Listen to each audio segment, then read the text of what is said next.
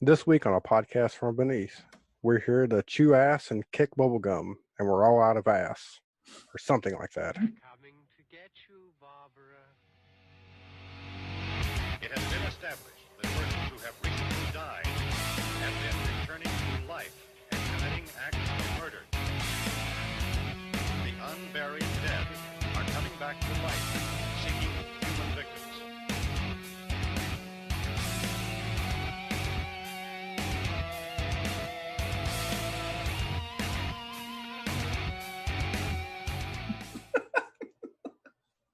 Mr. Poe, how's it going? Perfect. Perfect. You're getting better at this every time we get on here. It's just getting that much better. Yeah, I guess. Oh, fantastic, my friend. Fantastic. Another great episode we got going on. It's about damn time we talk about this movie. Yeah, I know. It kind of pertains to today. Is it really horror, though, would be my question. I would say... We may have just kicked this show over into the sci-fi. Yeah. That we may just have to be a horror/sci-fi podcast now. Yeah. Well, we talk about other things. Listen, they live... Yes, it's sci-fi, but also it's directed by a horror icon, number one. And number two, the aliens, they look fucked up. These things, if they are aliens, they look jacked up, man. Yes, but before we get to that, we have some other stuff to get out of the way. Oh, yes. So I guess we'll start with this. So I don't remember who's putting it out because I didn't prepare, but there's a new Friday the 13th box set coming out. I think it's Blu-ray. I think it's like all the movies. I think it even includes the remake. It does. Okay. It's not Dread Central, is it? I don't know. I'm going to look it up real quick. Look it up because I believe it's them. I should have done this earlier, but I didn't. No, it's all right. There's so much stuff to keep up with. We try. Just new stuff always pops up, man. Scream Factory, is that it? Scream Factory? Oh, yeah. Okay. Well, I didn't know believe it is. I believe it's Scream Factory. Yes, it's the Friday 13th collection Blu-ray. I don't know. Maybe it's not Scream Factory. I don't know now. Anyways, it looks really cool. It looks coming really out. Cool. Well, because I searched for it, and now I'm seeing that it's already up on eBay for like $300. I'm like, well, that can't be it. But I think I just found. I'm pretty sure it's Scream Factory. Okay. But I think it's like a limited edition. They're only making so many prints of it. That's crazy. So does it come with I guess it's going to come with little, a booklet and exclusive. all this other crap. Well, here, I'll read the description.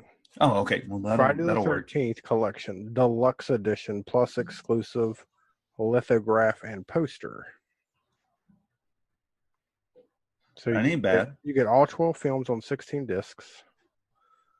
The exclusive ShopFactory.com offer contains Friday 13th collection 16-disc Blu-ray set in a rigid slipcase, an exclusive limited edition 36 by 24 lithograph featuring new artwork by artist Devin Whitehead, an exclusive limited edition 24 by 36 Friday 13th 40th anniversary poster featuring new artwork by artist Joel Robinson. And it comes in a nice little box. And the lithograph and the poster both look really good. But for some reason, I'm thinking it's a limited run, and it costs $160. Which, it's not bad for all the movies, and they're updated, probably remastered a little bit. That's not bad. I have the shit. I bought it I want to say it was 2002. Was it in a black slipcase? Yeah, I got it. Yeah, from Crystal Lake to Manhattan or something like that. Yeah. And the other ones I have separate. So this is pretty cool that it comes with everything. Yeah, plus it's on Blu-ray. So if anybody wants to get that for me. Oh, okay. We're doing Christmas wish lists. Yeah, we'll do that. Christmas in July. Yeah. All right. All right. So the other thing I have too, and I just learned this the other day. Of course, I don't know. I mean, I guess I can understand why I've never paid attention to it before, but there is a cinematic universe crossover that I never thought I would see, Oh yeah. and that is Friday the 13th Okay. and Transformers. Okay. And as soon as I share my screen here, I'll prove it to you. Yeah. I'm I'll going show to you. need proof on this. Yeah.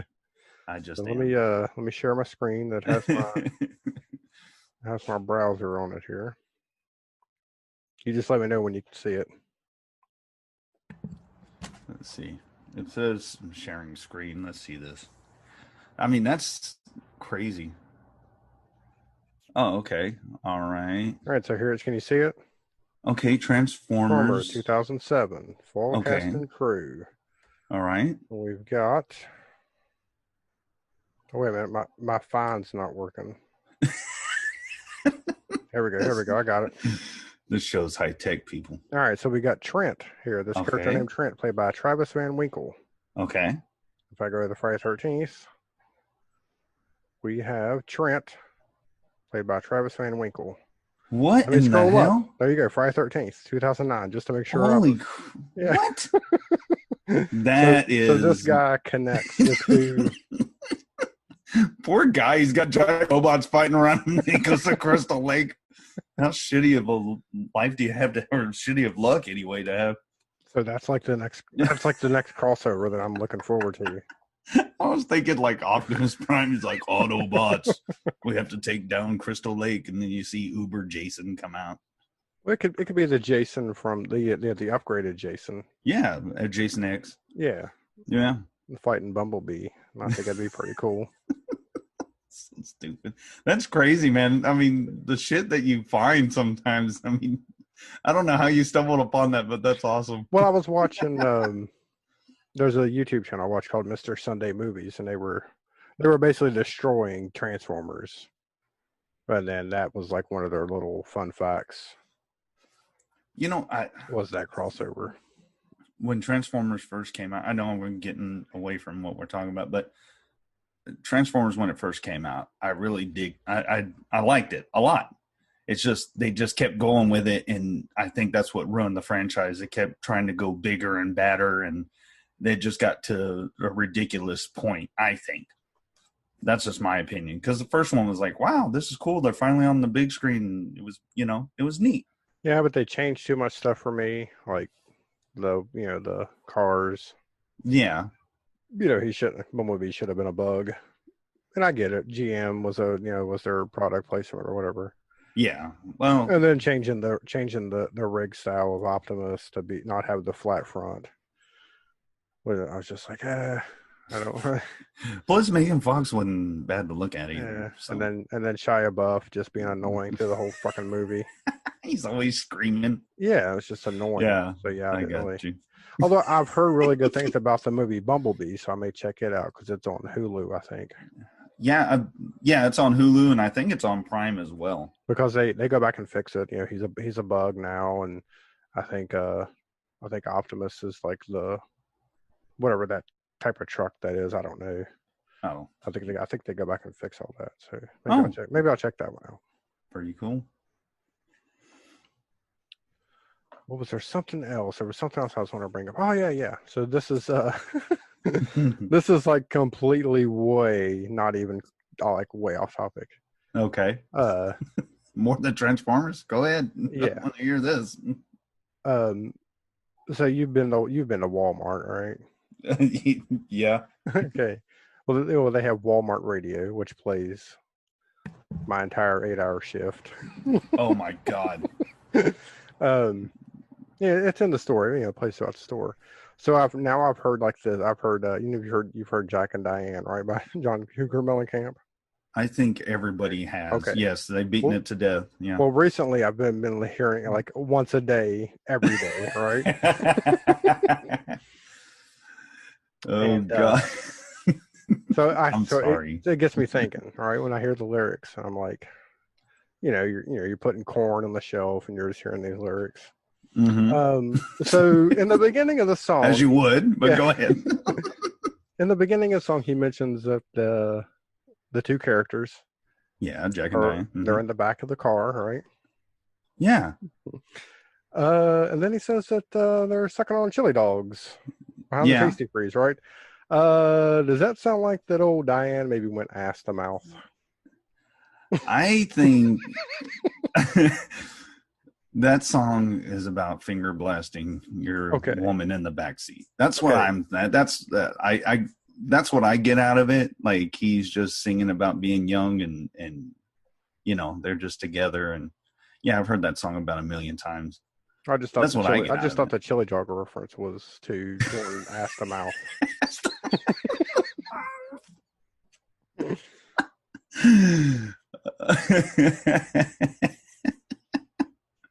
So yeah, Oh that's what I've been man. thinking about all week.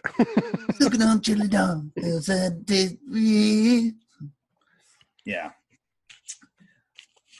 See, at first I didn't even think I thought he wasn't even. I thought he was saying behind a shady tree. Oh no.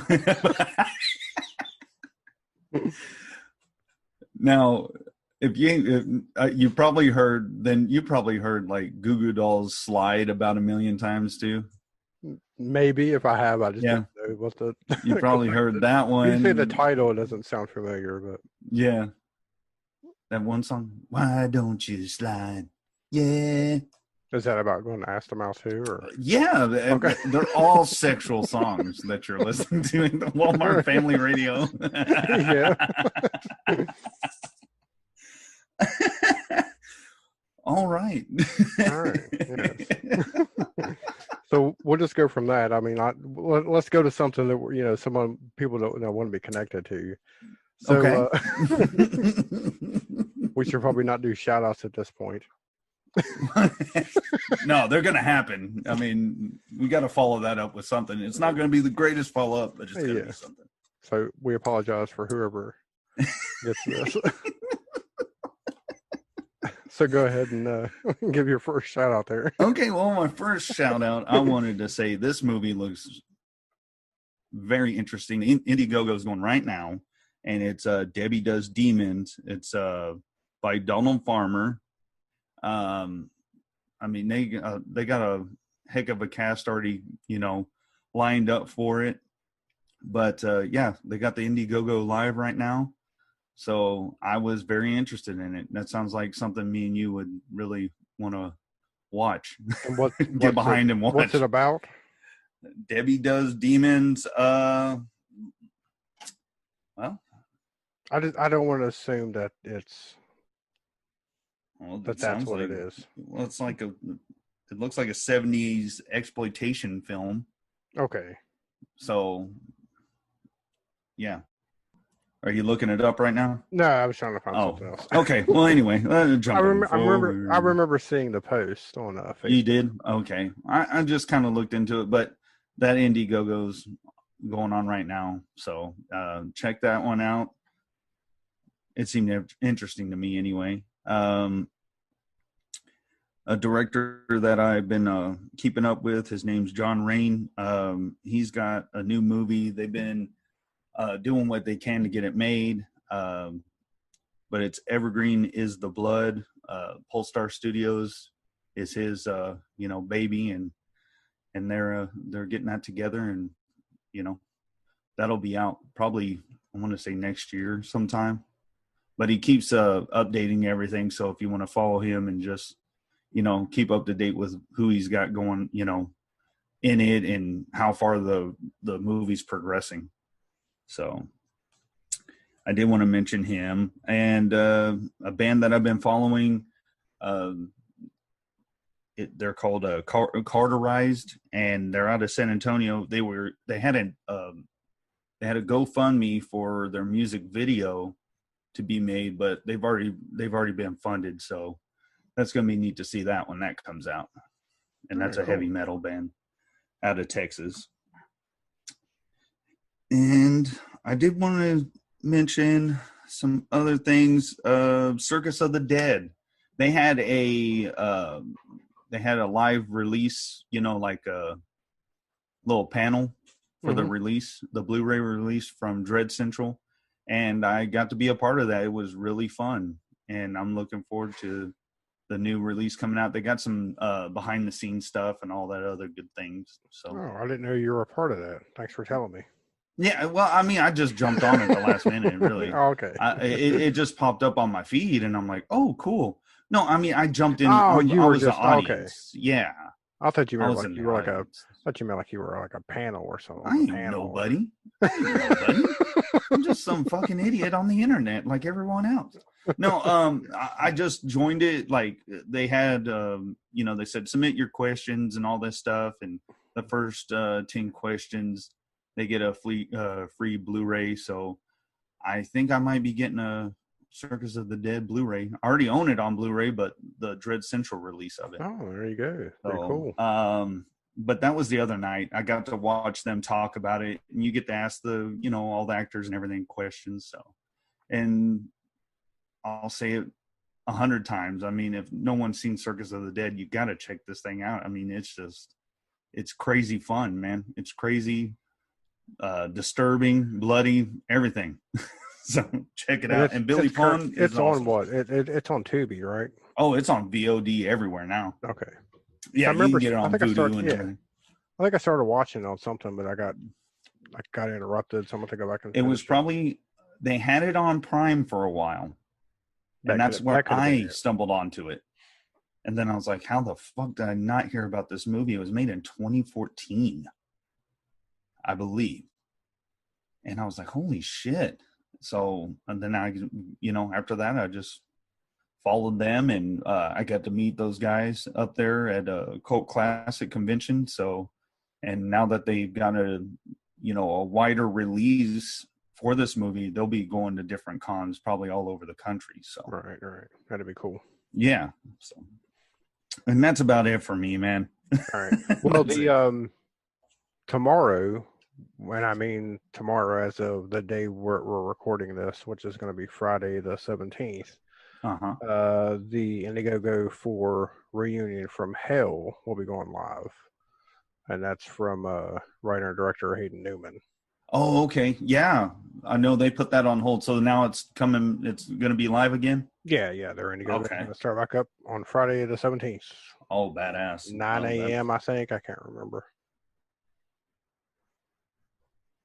Very cool. Yes. Very good stuff coming out from independent filmmakers. Now, we did talk about beforehand, before we started recording, I asked you if it was live again, the Ed and the Living Dead with Brandy Mason. As far as I know, they are still going to try to do that one. Okay. And I'm just going by what they posted. So yeah, I saw it and I was like, holy shit! I thought it was not going to happen. Yeah, because we plugged that thing like 35 episodes ago. I know. That's how I tell time now, by episodes. By episodes. Yeah. Okay, now let's see. I'm going to read a little bit of what Debbie Does Demons is about. Okay. Let's see. Hold on. It goes through like all this other stuff, like who's in it. And it's from the team that brought you Cannibal Hookers, Hooker with a Hacksaw, and The Shark Exorcist. So that's who's bringing it to I've seen The Shark Exorcist. You have? I hadn't seen that one. Okay, well, it doesn't really give. It's Debbie Does Demons. I think it's Debbie likes dudes, Debbie likes daiquiris, and Debbie hates demons. I guess she fucking kills demons. She's a demon slayer. Well, she does demons. Yeah. All right. Well, there you go. Okay. So professional. It's the only way to be. Yeah, I know. All right. Well, at least I said the guy's name. That's what I looked up. I'm like, okay, I got to mention who it's by. And then you ask, well, what's it about? I'm like, oh, fuck. I guess I'm not that professional after all. You got to know what they're about, man. Well, I'm sorry. Debbie Does Demons. That pretty much explains it for me. I'm like, okay, you got me at, Debbie Does. Debbie Does. Because I'm a pervert. You had me at movie. All right, so we haven't done one of these shows in a long time, right? We've been having Yeah. guests on and some awesome people on. So I haven't done this in a while, but now it's going to be time for Tales from Tubi. I almost forgot what it was called. That's how long it's been. Been so long, I forgot what our segments are called. Tales from Tubi TV.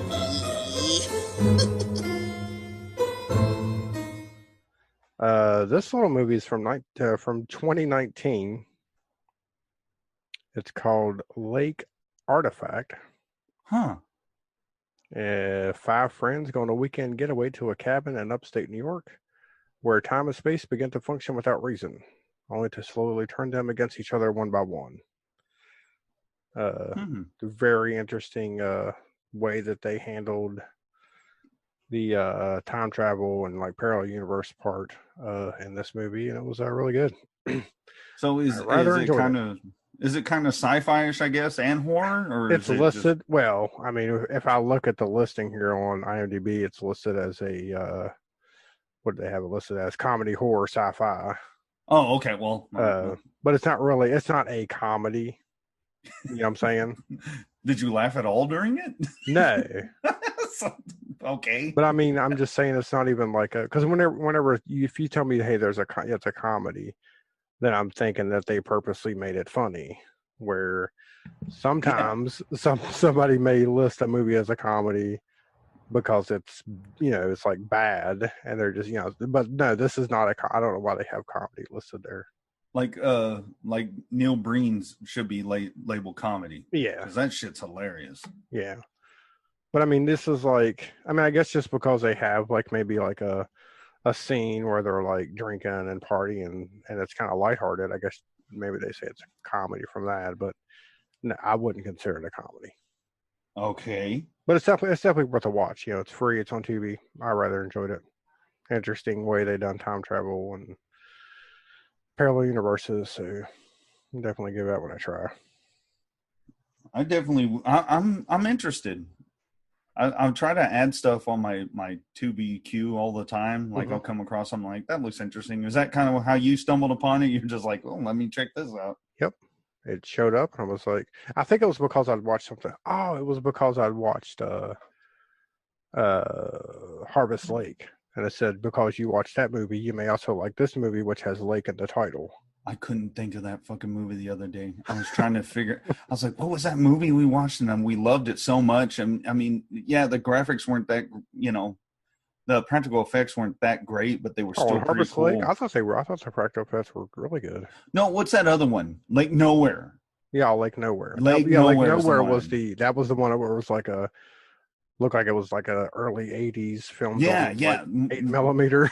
Okay, Harvest Lake had I'm sorry, I got my Harvest Lake Lake is movies. LA Church. Yeah, LA Church. Yeah. Yeah. No, that one was real good. I like. Oh, yeah. I like both of them. Oh, I did too. So, now I did want to bring up something that I stumbled upon, and I don't know if you've heard of this movie, but there's more than one. It's like a series of movies, and I have to check these out. Yeah, Star Wars. Okay. Have you ever heard of it? No. They're called Nightmare on Elm Street. No, it's called, the movie's called Slaughtered Vomit Dolls. No, I have not heard of this. Okay. Well, there's other movies, and it's directed by this guy. I want to call him Dino Velvet, but his name's Lucifer Valentine, that directed these. And I think Dino Velvet because 8mm, you know what I'm talking about? Yeah. Oh, okay. So anyway, I'm gonna venture into those. I will report back to you when I finally just decide to watch these movies. And where are they at? Where can you see? I don't know. I think I have to buy them. Oh, okay. Yeah. So I'm gonna. I don't know why it tickled my curiosity, and I was like, "The fuck is this? I never heard of this." And the cover looks like a little kid drew it in a crown, so it looks weird. But I'm Yeah. definitely going to check it out. So if anybody's ever heard of these or anybody ever seen them, just, if you're listening, give some feedback on it because I'm kind of interested in it. Yes, tell us whether we should or should not. There you go. So, yeah, I just wanted to bring it up before I forgot. I thought it was neat. I had to bring it up. All right. Shit. Did you have shout outs that you wanted to do? I already did most of them. Oh, I thought, well, no. I meant like follower shout outs. Oh, no. Man, Well, well, I just want to thank everybody that's keeping up with us on our 1313 Inc. We put everything together, and I think it's worked out for the best. And I just think everybody following us and any kind of feedback we get. So, yeah, nobody individual other than John Rain. I did. You know what? I will give a shout out to Fred Aldman. He's always on the B Movie TV group. Of course, I've mentioned his website before. We'll put it in the comments. But anyway, he put out there that he was tested positive for COVID-19 and he's stuck in quarantine and all that. I just want to say, hey, Fred, and he's a big supporter of Sci-Fi Sideshow and our little podcast here. So nice. He'll get to hear this, and we just hope you feel better, Fred. That's right. All right, so what do you say we do some weekly world news? Oh, it's been a while. It has been a while.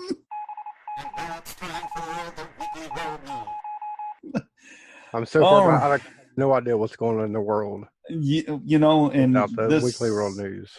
This is the world I want to know what everything's going on in. Is the weekly world news view of it. I don't know if Bat Boy has COVID yet or not.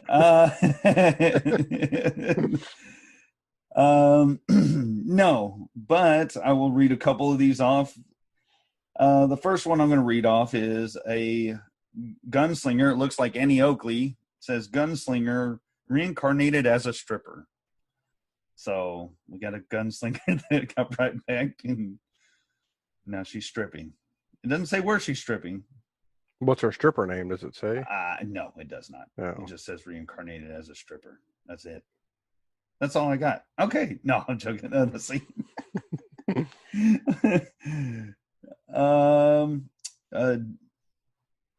What is that? Control your age, lick a tree frog, and you will be 10 years younger. Nice. So go find you a frog and lick it up. We do not condone licking frogs. Okay, well, a podcast does not support Mr. Poe's views or comments. Oh, Spy Cat came back. He tracks down Putin. Tracks down Putin in Siberia. The Spy Cat, that fucker's out again. Well, let me ask you this, because you've mentioned Spy Cat before. Yeah. But you've never shown a picture. Is he wearing a tuxedo? No. That would be so perfect. No, it looks like... Well, he's a black and white cat. Does that count? There you go. That's a tux. Yeah. So... Well, he has cufflinks. Yeah. No, I don't know. That would be sweet, though. I don't know why I didn't think of that. I think we should be working. We should be taking over there, that publication. Let's see here. There's got to be more. I'm surprised they haven't sued us yet for reading their stories on here, but I doubt they're listening.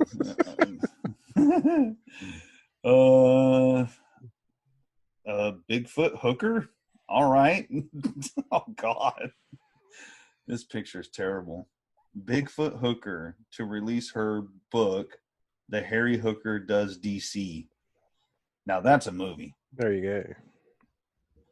Stay tuned, Indiegogo, for The Harry Hooker Does Washington. And let me see, and let me look for one more. Okay. Apparently, Bat Boy and Bigfoot campaign takes off in Alaska. Oh. All right. They impressed local fishermen and orthodontists. They got our vote. Bat Boy has Alaska's back. And it shows Bat Boy in jean shorts on a boat with Bigfoot, and Bigfoot's holding two giant crabs. So, and that's what we got. That I'll leave it off on that because For some reason, these used to be funnier. But Yeah, anyway, We- what can you do? That's the Weekly World News. We may have to switch to the Onion News Network. I think so. Something else. No, I will say this. I looked into it. There's apparently, and this is real. This isn't Weekly World News, but apparently there's these bats I've never heard of. They're like called fox bats or something. They're like, I've heard of those. Holy shit, man! Those things are huge. Yeah, I know. I never heard of them. I saw a picture of one. I was like, what the fuck? So, I do want to mention one other movie that I watched. It was called. It was on Amazon, I think. Uh-huh. It was called The Vast of Night. I've never heard of that one. It's really good. It takes place like in the early 50s. So it's got that sort of like early 50s kind of story where there's not a lot of action. You know, it's all character and dialogue, but it's really good. It's about aliens. Cool. I would definitely recommend it. We definitely have a theme for this episode. Yeah, as long as you like dialogue, though, you gotta. Yeah. If you don't like dialogue, you're gonna fall asleep like in the first like 2 minutes. You know, I don't know why I've taken a breather, but I've been on a binge of watching these different documentaries about different serial killers and stuff. Mm-hmm. And I don't know why. I just find it interesting, you know. And I needed a break, so I started watching like SpongeBob or something. Like I had to get my mind off of it. I'm like, this is too demented, man. I was like on a 2-day binge of watching these shows, you know. So, yeah, that's what I was watching. Right. Well, I guess we should get to the main reason we're here. Now we're gonna get to They Live, if you know what I mean. Yes. That's my bug flower. Is it? That's bug flower.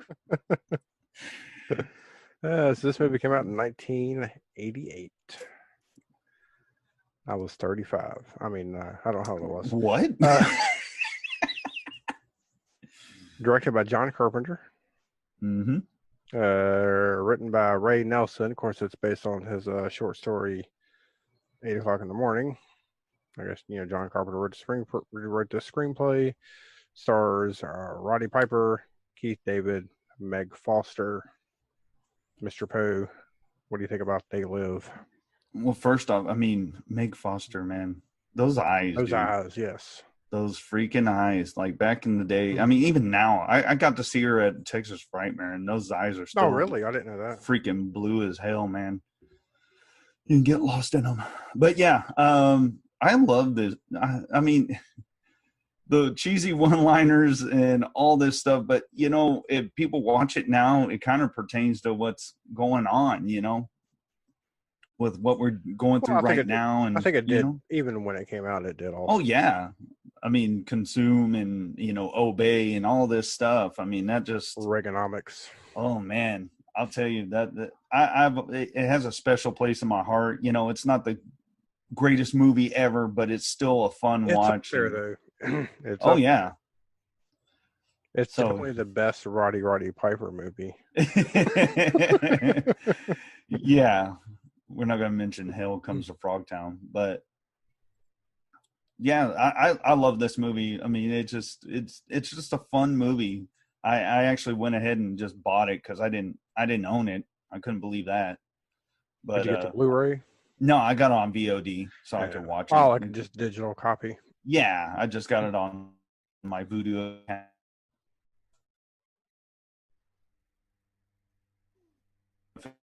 Physical copy too, because awesome to have.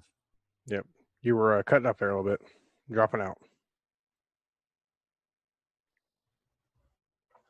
That's all right. I asked what you thought of it. Oh, I loved it. I remember seeing it. Now, I didn't see this one in theater. I would have seen this when it came out on home video. Whatever year that would have been. What I say, came out in 88, so it probably came out on home video in 89, I guess. But I loved it ever since, you know, even the first time I watched it. Well, what all would have been cut? I know there was one nude scene. So like, well, I guess some of the language would have been cut out too, but Yeah, the language. Yeah, the one nude scene, and I mean, what'd you think of that fight scene? That put on the damn glasses. oh, that scene, that's like one of when it comes to fight scenes, I have two fight scenes from back then that I think are the best. Okay. And it's that scene between Mm-hmm. him and Keith David and They Live. And it's got to be tied with the Danny Glover Predator fight, Oh yeah. where they basically fight to the whole city. Oh my God. Yes, the longest fight scene ever. But Yes. I think They Live takes the crown on that one because that seemed like Yeah, he was and going I to think go on it's- forever. I mean, because we all know who Rowdy Roddy Piper is, and it had some wrestling moves in it, suplexes and shit. Yeah. But I think it made it feel, I don't know, it made it feel like a real fight, I guess.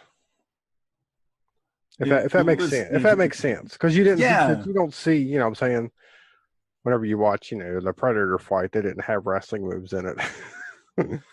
Where this had wrestling moves in it, so it made it, especially back then, because when I was younger, and I would watch wrestling, and I was like, okay, that's cool that they have that in here. But yeah, definitely one of the greatest fight scenes. Well, Roddy Piper, I think they got him because of his presence on TV, like how he was, how he talked and everything. They're like, oh, he's our guy. Yeah, I think he choreographed that entire fight scene too. Yeah. But yeah, it's just a fun movie, man. All the little things that happen in it.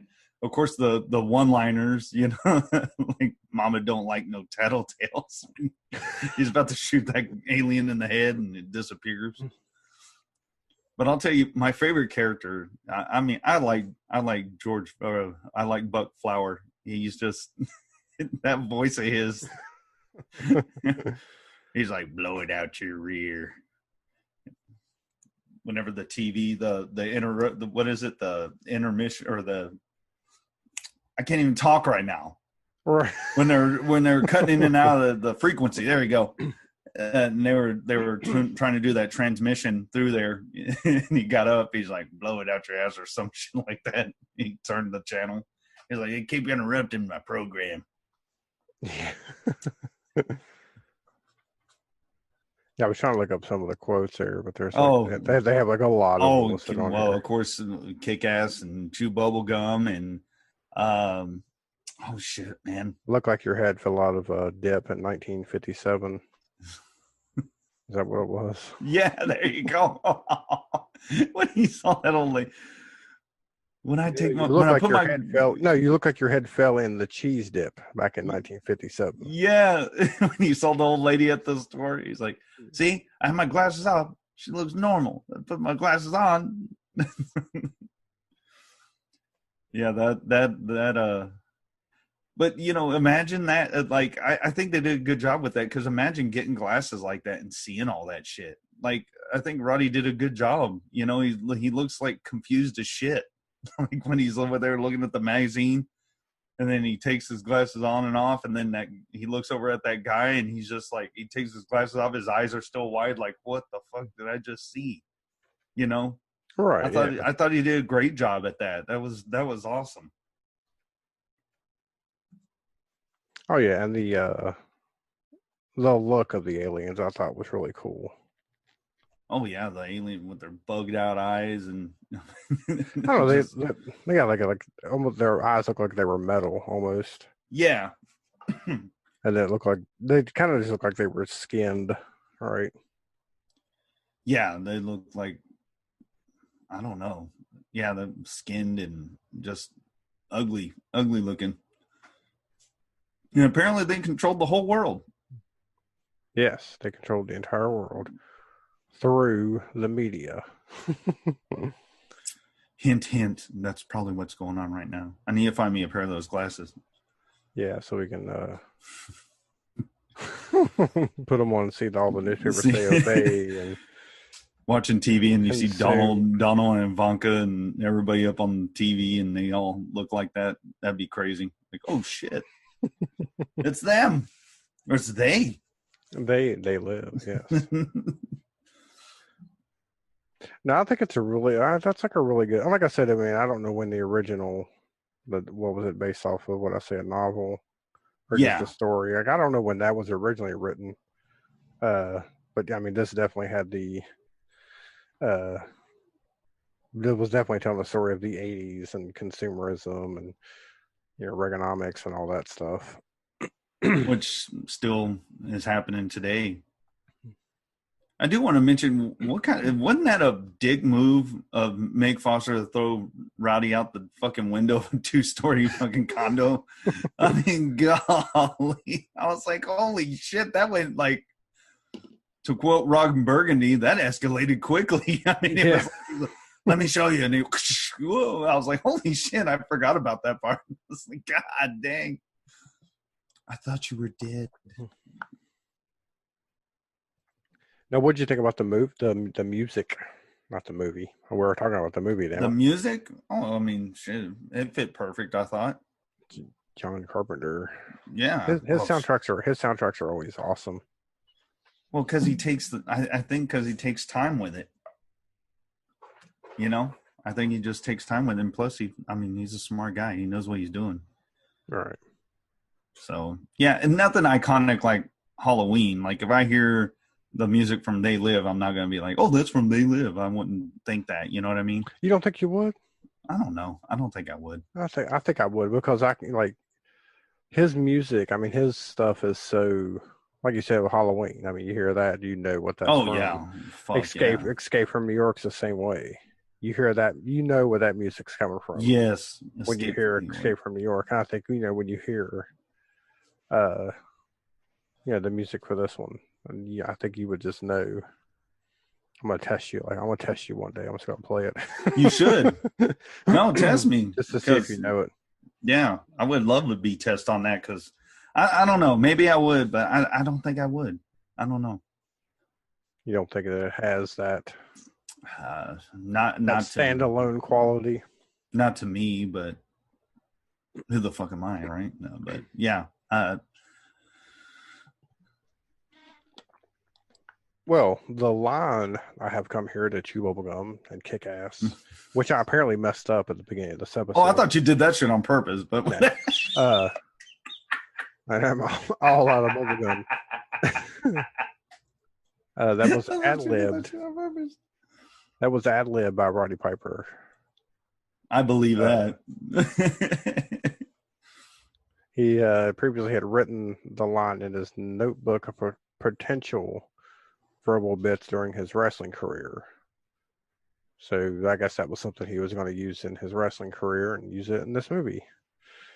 And we're all glad that he did. Oh, hell yeah.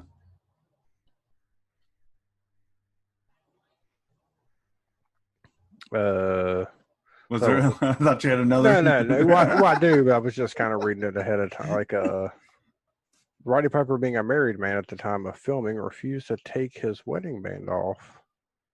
That's why in several scenes you can see a wedding ring on his finger. Oh, that's cool. I guess I could have just, I don't know. I don't know, like, well, I mean, come on. It was back in the day. They couldn't take that stuff off, like, computers and shit. They couldn't edit it out, No, I meant like, why, if it was like if that's like a big thing, right? Then I just like make it into the story where he's married. Like he lost his wife or something. Yeah. Something. Don't nitpick because the motherfucker had a wedding ring on. The big fight scene was designed, rehearsed, and choreographed in the backyard of director John Carpenter's production office. The fight between Nada and Frank was supposedly only to last 20 seconds, but Piper and David decided to fight it out for real, only faking the hits to the face and groin. Oh, wow. They rehearsed the fight for 3 weeks. Carpenter was so impressed, he kept the scene intact, which runs 5 minutes and 20 seconds. Yeah. It's a good one, though. I still got to say, it's one of my favorites. It is. And, man, and I really like Keith David in a lot of his stuff. And, I mean, just seeing him in this movie, how young he looked, I'm like, holy shit. But, I mean, he also did a great job in this movie. But I like Keith David, so. Oh yeah, he's a good actor. Roddy Piper's character never gives his name, nor is he referenced by name throughout the entire movie. He is simply listed as Nada in the credits, which means nothing in Spanish and Portuguese. The name almost certainly refers to the character George Nada in Ray Faraday Nelson's short story, 8 o'clock in the morning, from which the film was adapted. I'm going to have to find that story and read it. Yeah. I wonder how hard it'd be to find. Shit, you might get a better understanding of the movie, Maybe. One of the Alien TV broadcasts refers to the director by name. An Alien commentator is complaining about sex and violence in the media, and his dialogue breaks off with the word, filmmakers like George Romero and John Carpenter have to show some restraint. That's pretty cool. I didn't know that. Or I didn't catch that. Didn't catch while it. watching. Yeah, I didn't catch I don't think I have either. John Carpenter wanted a truly rugged individual to play Nada. He cast wrestler Roddy Piper in the lead after seeing him in WrestleMania 3. Mm-hmm. Carpenter remembered Keith David's performance in The Thing and wrote the role of Frank specifically for the actor.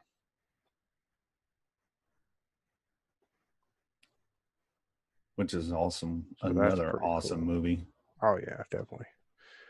According to a title card in the made-for-TV short documentary He Lives interview with John Carpenter, They Live opened at #1 in the U.S. box office and disappeared from theaters soon after. Which is probably why I've only seen it on VHS. Carpenter brought real homeless folks into production for several scenes and smaller characters and gave them food as well as paychecks. That was nice of him. I thought that was a pretty classy thing to do, says Piper. You want to be a part of a movie? What are you doing? Many movie posters of the film featured a long blurb that read, "You see them on the street, you watch them on TV, you might even vote for one this fall. You think they're people just like you, you're dead wrong." Oh, posters for this film. Okay. I thought they were saying like movie posters in the movie. We're saying. Oh, okay. It was just posters for the film. Yeah, for this film. Okay. That makes more sense now. Man, I just wish, old Buck Fowler had more of a presence in this movie. He only had like two scenes in this movie? Maybe. I mean, he's like an icon himself. He's been in so much. That's the only thing I wish they could have done different. Your only complaint about the whole story. Yeah, because I like him. He's funny. Yeah. For years after the film's release, and even on the movie's DVD commentary, Roddy Piper maintained that the film was based on an actual incident in the 1950s in which a company manufactured a TV that planted subliminal messages in women's brains, instructing them to make extravagant purchases. Piper was unaware that the documentary he had seen, LaFar Bronzewicz, was in fact a comedy short.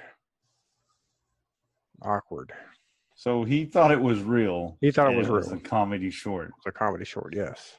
Wow. From 1978. Oh, golly. The film was made and released about 25 years after its source short story, 8 o'clock in the morning, answers my question there, by Ray Nelson, had been first published in 1963. According to John Carpenter, the movie was also based on an Eclipse comic book adaptation of this story. Oh, cool. Great. Now I got you to find a comic book. Yeah.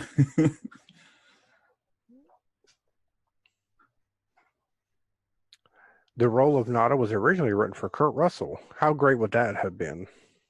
Kurt Russell in that? I mean, I know you look back now and you don't see anybody else. Yeah. But I don't know. Kurt Russell could have pulled it off, but I mean, I don't know. I mean, like I said, yeah, well, because you've already seen him in that role, but yeah, because it's always hard to go back and see anybody else playing the role once you see it. But I think Kurt Russell would have done a pretty good job. Kind of like Sylvester Stallone in Terminator instead of Arnold. Right? Yeah.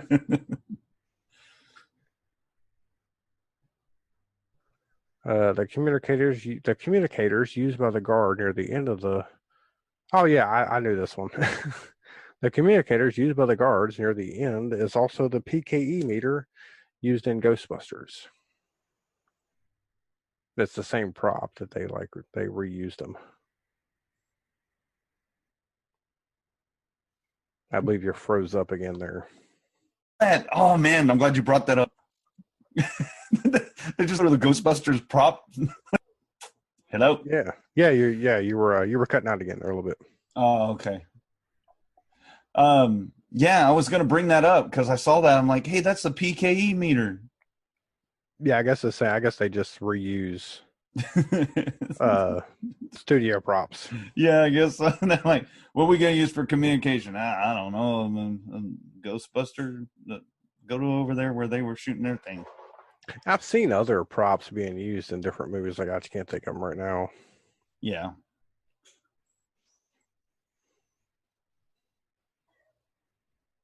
The only character given a first and last name is Holly Thompson. Meg Foster. Yes.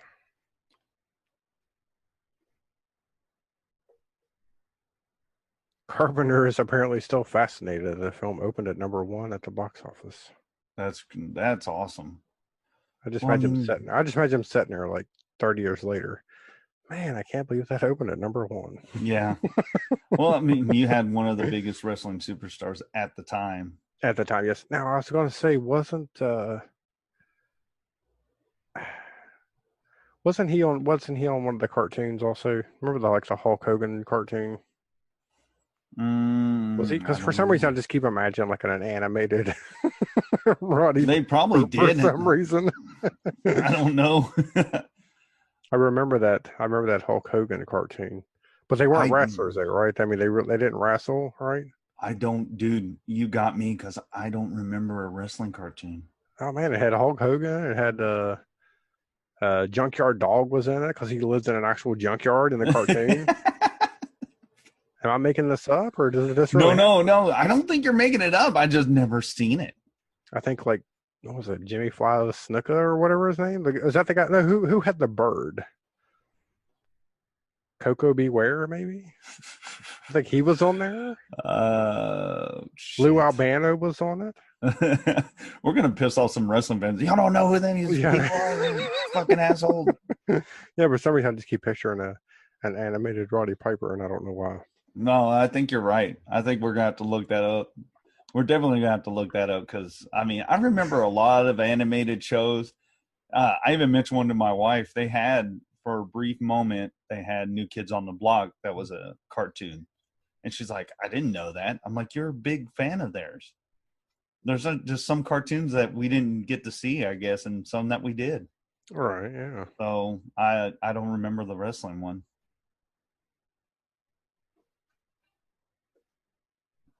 Man, they've got like a bunch of trivia on here. Oh no! Well, I mean, we'll be here forever. Yeah, I know. Of course, it looks like a lot of it's just repeating. The film was originally a short story in the '60s. It became a graphic novel in the '90s. Golly, okay, we get it. We get it. Roddy Piper quit the WWE to make this film. Well, did you know he was? That's inaccurate. That's inaccurate right there because he actually quit the WWF. Yeah, because it wasn't WWE back then. What was you gonna say? Oh, I forgot now. I was just gonna say, oh, he was starting a trend he didn't even know because that's what most wrestlers do now. They'll get to their peak and then they'll go off and they either do a reality show on a ranch or they make blockbuster films, and then some look like they're going to be blockbuster films and they're just crappy action movies. You know. Now, was he the first one or was Hulk Hogan? No, Hulk Hogan, but what came out first? We're gonna have to look that up, but I hate to say that was Suburban Commando is the first one that came out. Surely that wasn't the first one, right? No, it wasn't. It couldn't have been because he was in Rocky. Oh yeah, he was. Yeah. I thought that was Jesse the Body Ventura. No, Hulk Hogan was in Rocky because Rocky was supposed to wrestle him, right? But he thought it was fake. Remember? Okay. Rocky just assumed it was all fake, and it wasn't. Or am I thinking of a different movie? Isn't this a movie podcast? What is going on here? I gotta look that up now. I'm just gonna Google Rocky versus Hulk Hogan. I'm just afraid that because after I said it, I started thinking that doesn't sound right. Man, I feel like I just made that up. I'm just gonna say Buck Flowers ghost is gonna haunt me. Like, you fucked up.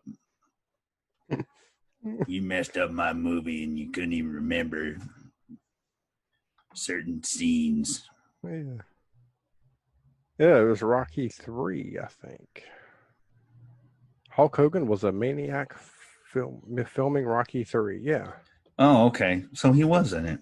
Yeah, he was in Rocky 3, and that came out in, I don't know what year that was. But I'm sure it was probably before They Live in 88. Oh, wow. So, okay, you were right. Hulk Hogan was the first wrestler to transition from wrestling to film. Boom, see? You know what you're talking about. Now I just need to find this Hulk Hogan cartoon. When we advertise this episode, we're gonna have to find the pictures of the cartoon. That's what I'm gonna do. Confuse the fuck out of people. Like, what the fuck are they doing? So let's see who all was on this cartoon. I'm not even gonna title the episode "They Live" now. It's just gonna be a WWE or / WWF cartoon chat. Like, we completely went off the. Oh, dude, shit. Off topic. We got it. But there's not. I mean, unless we were going to do like a complete deep dive in this movie, there's not much you can. Because I'm not going to hate on it. There's nothing I can say that I hate about the movie. Well, I mean, we can say like what was your favorite scene of the movie other than the fight scene? I know you love that. Scene. There's no other. Then my other favorite scene would be the sex scene when they're after this head leg is taken down and that guy's trying to figure out why this. He's like, "What's wrong, baby?" That's my second favorite fight scene. Here's a weird thing too when I look at this this cast for this Hulk Hogan cartoon. Mm-hmm. You got Hulk Hogan. You had Roddy Piper. Jimmy Superfly Snuka. There you go. Junkyard Dog. The Fabulous Moolah. Captain Lou Albano. Andre the Giant. Hillbilly Jim. Nikita Volkov. Mr. Fuji. The Iron Sheik. Big John Studd. Tito Santana. And you had Mean Gene on there, right? Mean Gene. You want to hear the weird part? Nobody played themselves. Okay. Just guess. I'm gonna give you one guess, but you're only gonna need 1,000 of who played Hulk Hogan, who voiced Hulk Hogan in the Hulk Hogan cartoon. I don't know, man. Who was the big voice? The guy that did freaking He-Man, I guess? No, it was Brad Garrett. Really? Raymond. There you go. Hulk Hogan. But that's just weird that they didn't get any of the hell, Uncle Phil played Junkyard Dog. Oh yeah. Well, Uncle Phil did Shredder too. Yeah. Back in the day. Yeah. I just didn't realize that they didn't play themselves. Hey man, they're busy wrestling. They don't have time to do kids cartoons. I guess. Anyways, so that was a good trip down memory lane.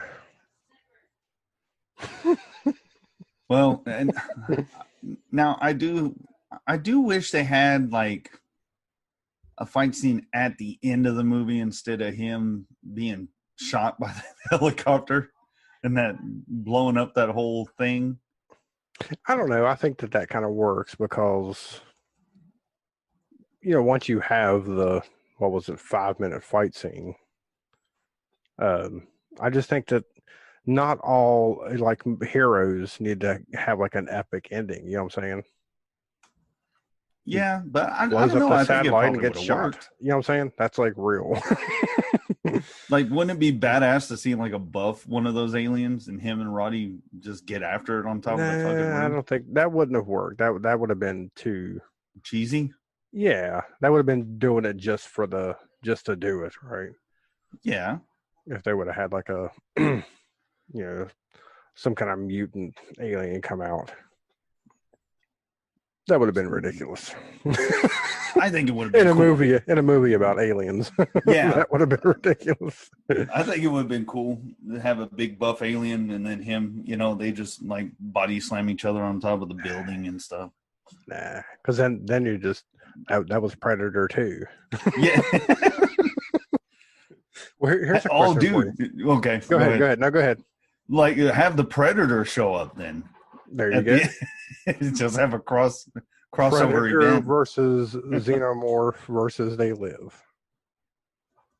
Although those They Live aliens, they look pretty fucking weak. So I mean, they're all about mind control. That's all That's they right. did. That's They right. didn't- So. All right, so I'm surprised this hasn't happened yet. But should they remake this movie? I think they could, especially with how everybody has, technology at their fingertips now. I think it would. I think it'd be cool. And of course, like I always say, they got to do it right. And of course, John Carpenter had to be on board somehow, like producing it or some sort of, you know what I mean? Like his blessing. But I think they could do it. I really do. I think they could do it again. Now, as far as like having someone play the main role, Roddy's role, fuck, I don't know who I'd pick. I really don't. Well, you could get Kurt Russell. He could do Kurt Russell's too busy looking like an old Western guy. Oh well. With that big-ass that would mustache fit he then. is. That would fit. Yeah, I guess. It'd be the perfect. I mean, the fight scene wouldn't really work out too well. Yeah, maybe have Dave Bautista or, another wrestler, maybe. I don't know. I don't think it needs to be remade.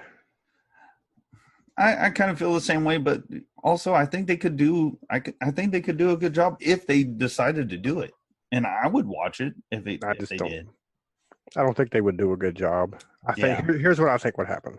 Okay. All right.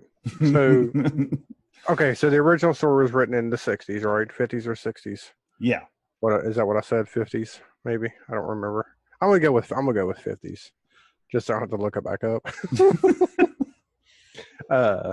So it was based on that, right? Okay. And to me, even though it has the consumerism stuff in it, and I know that's like a main part of the story, it didn't feel forced. Do you know what I'm saying? Yeah. It just felt like, hey, that's a cool concept or whatever. If they made it today, it would just be a political movie. So whoever would make it would just try to cram their political views in it, and it would suck. That's why they don't need to remake it today. I got you. Because it works now. I That see story where you're works coming today. from. You know what I'm saying? It would just be, and that's what it would turn into. Yeah, I sort of agree with that. I think so. But then on the other hand, I mean, there could be, they could do a good job with it. And you I never know. I don't think they would leave the best line in. They would cut that line out. Because somebody would think of something better. Oh, I got something better they could say. No, No, you don't. Better. Yeah. Plus, I mean, Roddy's one-liners, I mean, that influenced one of the coolest, heroes was Duke Nukem. I mean, Duke Nukem's lines and everything came from him and pretty much Ash. There you go. So. Oh, there you go. Bruce Campbell would be perfect for the remake. Bruce Campbell. Oh. Yeah, he still looks like he's in good shape. Oh, yeah. Yeah. So your remake would have Bruce Campbell and Kurt Russell. And then they'd have the 5-minute long fight scene. Yes. That would There's be going to be awesome. some sore hips tomorrow. Or you know what you do? You have him. He's trying to get him to put the glasses on, Mm-hmm. and then they don't even fight. They just say, "Ah, fuck it, not even worth it." Yeah. they just walk away. Like they don't even fight. Oh, He just says, man. fuck it, I'll put them on. I'm too old for this. That's what you do. I don't know. My remake, I'd have. I think I'd go with Dave Bautista as the main guy, and then See, I think you just need a regular guy. You don't need a bulky. I know Roddy Piper. He just didn't. The way he dressed, he just seemed like an average guy. yeah, You know what I'm saying? If you put Dave Bautista, I'm just going to imagine Drax the Destroyer the entire time. yeah, but he's a good actor. He's funny and everything. Well, he's a good actor. I'm going off of not only his look, but I'm going off of that. And this is my remake. You made your bed. I'll give you your remake. Oh, shit. Yeah, I'd have him. Let me think. Let me think of who could do like Keith David's part. Kevin Hart. Yeah, Kevin Hart. We'll do that. And Just imagine a street fight with Dave Bautista and Kevin Hart. and then I'd have Sam Elliott in there as Buck Fowler's part. Oh, there you go. The all right, boys. Oh, I didn't pick somebody for that part in my movie. And then Meg Foster's part. Oh, I didn't pick that part either. I need to Damn think it. of. I know, I'm dude. half Your my remake career. only has 2 guys in it fighting. That's it. The end. That's the whole movie. I think I'm trying to think of an actress. You know what? What's her name? Alexandra Daddario. She could do Oh, that yeah. part I because think her I- eyes yeah. are super blue, and plus she's hot. So my remake sounded good. So those are the characters I would have. I'm missing half my cast. You're missing it, and if you think of someone, say it now. I want to hear your choices. All right, so the Buck here, I don't know what the guy's name was. All right, Yeah. I don't know what the character's name was. Yeah, Samuel L. Jackson. yeah, that'd be awesome. You gotta get on the winning team, motherfuckers. Yeah. And the Meg Foster character, I don't know. I have no idea. Anybody, any chick that Anybody? you could think of, anybody. Charlize Theron. I just saw her in that new movie. Well, I didn't watch the movie, but I saw a trailer for she's in that Okay, new yeah, like fighting movie or whatever. she still got some. So yeah, that's a Yeah. good. Okay, and then Kurt Russell and Bruce Campbell played the Yes. same part, but in different scenes. Right, yeah. And of course, I get to direct it. Right, Oh well, there John you go. Carpenter, he can consult, but I'm directing it. I'm going rogue. I'm gonna go to like Marvel or something and say, hey, check this out. Yeah, I tapped into this fresh little well yet. You need to get a sip. Let's Well, you know, make this movie. Considering it's based on another story, we can just leave John Carpenter out of it Yeah, you because could. we can just say we're making it off of that story. We're not remaking his movie. It just seems very similar to his movie, but it's based on the story. He's like, this is a shot for shot remake of my shit. What the fuck? No, No, it's it's a based story. It's based off 8:00 in the morning. I like our picks, man. So all in all, like you said, there's not really much bad things we can say about it, you know. No, there's nothing bad you can say about this movie. You know, I'm trying to think, you know. That's the only thing I think I would, like I told you, yeah, it'd be corny and cheesy, but I think it'd be pretty cool to have some sort of more epic ending. No, all I said was I just the only thing I think I would change is a more epic ending, not like what I was talking about before, the wrestling and all that. I was just messing around, but I don't know. It left me wanting a little bit more to the ending than what I got.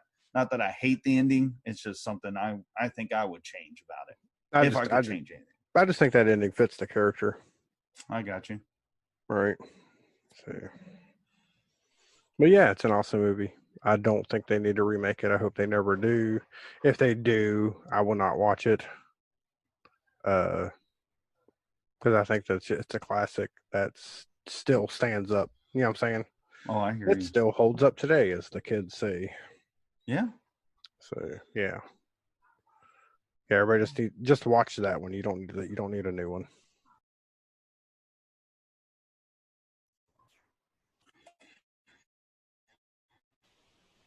Are you there?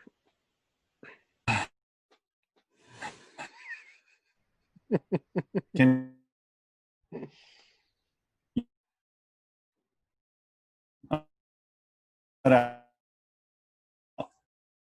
everything? Yeah, I couldn't hear her. Hello? Okay. Yeah, you were cutting out. You sound like John Carpenter synthesizer. Uh-oh. I'm about to leave that in there. Yeah, leave it in there. They interrupted the transmission. That's what it is. What part did I leave off on? You don't even know? No idea. Oh shit. Whatever. We said what we are gonna say about it. Yes, we did. I guess we'll wrap it up before I cut out again. Yeah. We're using up all your Christ. bandwidth. I guess so. Fuck. Just start using your phone more. I guess. I don't want to. Seems to work spend better. money on all this other shit. I know. Yeah, spend All money on. Now, see, people, this is why you need to buy T-shirts. I know. So we can get better equipment. So Mr. Poe's not out of half of the episode. I know. Oh, God. At least we're not interviewing someone right now. Jesus Christ. I know. That's the worst. I know. Because we make fun of you. That's fine. I don't care. I'd make fun of me too. Shit. Nah, we're good.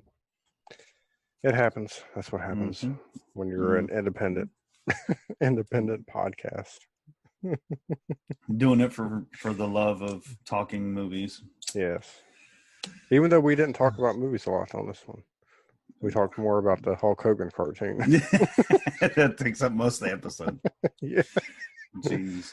It's fine, though. It's fine.